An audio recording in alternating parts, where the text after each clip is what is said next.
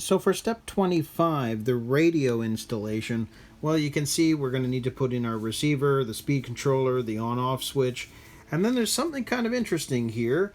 They show you putting this aluminum glass tape down, which is going to go over the wire from the servo crossing over to this side.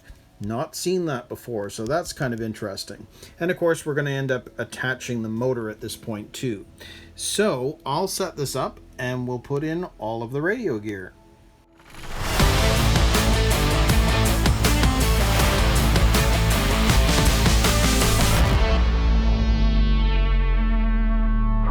So rather than take you through this whole process of discovery, because obviously the on-off switch is going to be in a different position because the Tamiya speed controller and the Hobbywing speed controller are different, the leads are different, the positioning of everything is different. So I just decided to go ahead and put it all together. So I'm going to show you what I've done. Now, the ESC I've put as far over on the plate, and instead of you can see the on-off switch, they said put it with double-sided tape laying on the top of this. This is too short a lead, so I've got it off to the side on an angle, but that doesn't matter. It's in a perfect position, so I'm happy with that. And then of course my receiver, well, as you know, I use them for other things, so I use double the Velcro tape instead, so I can just put that back on there and use it as I need it. Now, I haven't plugged this in because, in fact, well, for two reasons. One, I need the receiver right now for something else, so I'm not going to plug all this in knowing I'm going to take it out.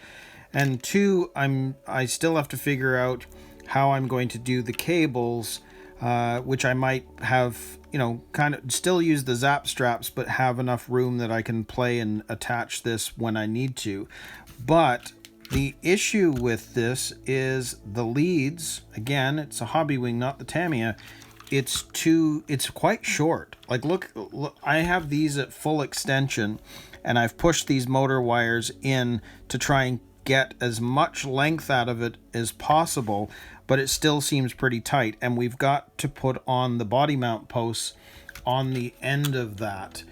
So I'm not going to try and tie everything down yet because I'm not really sure how this is all going to work. This may not work, which I don't know whether that means I need to get some other leads or whether I've got to bring these over and it's going to have to sit on the outside of the spring. Not sure.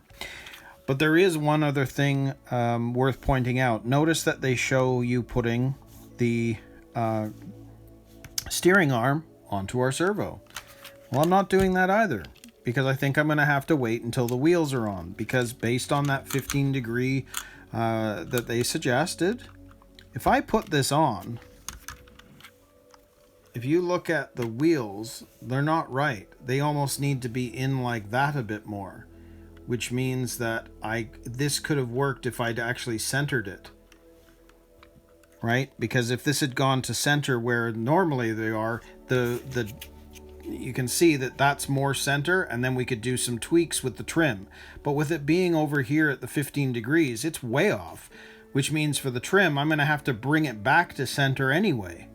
So I'm going to wait until I've put the wheels on, and then I may just unscrew this and put it back to the 90 degree angle that I've seen in most kits, because this 15 degrees has actually pulled it wrong. I want it sitting here, not over here.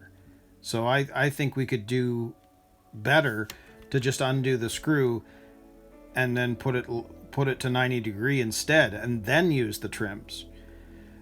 But we'll see. But as a whole, that's how I've ended up putting on all the electronics at this stage. So we're going to call 25 done. Now, the other thing I did forget to mention was this aluminum glass tape. And I did put that down there, which now covers up the wire. So obviously, if we grab a battery, that's just going to sit in there over top. And I guess that's protecting it. Which makes sense, because otherwise you could end up catching the wire. But that's it. So step 25 is complete, at least as far as I can go at the moment. So we're going to move right into step 26 and start working on the tires. And remember, there's a difference here.